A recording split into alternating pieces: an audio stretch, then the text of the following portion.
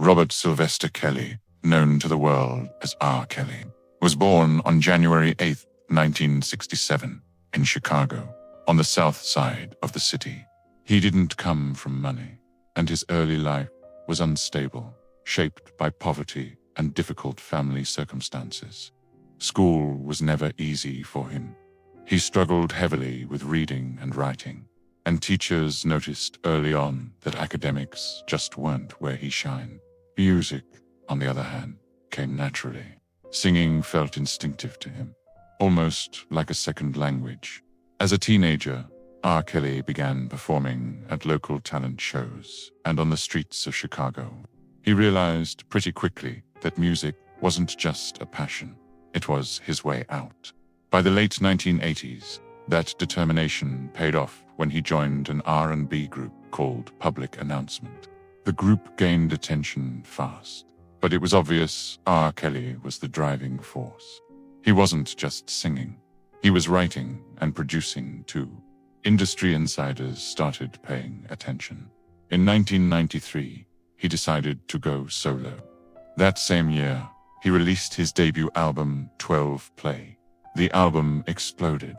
It dominated R&B charts and introduced him as a major new star. From that point on, his career moved at full speed. Throughout the 1990s, R. Kelly became one of the most successful R&B artists in America. His music was everywhere, from radio stations to award shows. One of the biggest moments of his career came in 1996 with the release of I Believe I Can Fly. The song became an anthem.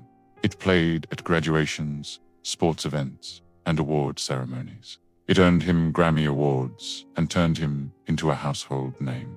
With success came power, money, influence, and access followed him everywhere. To fans, he was inspirational. To the industry, he was untouchable. But even during his rise, there were signs that something wasn't right. As early as the mid-1990s, rumors began circulating about his behavior behind closed doors. People whispered about inappropriate relationships and controlling behavior, but nothing ever stuck publicly. In 1994, his secret marriage to singer Aaliyah shocked those who later learned about it. She was only 15 years old at the time. The marriage was eventually annulled, and the story quietly faded from the spotlight. As the years went on, controversies followed him, but his career never slowed down. He continued releasing hit albums and writing songs for major artists. Fans defended him, and many chose to separate the music from the man.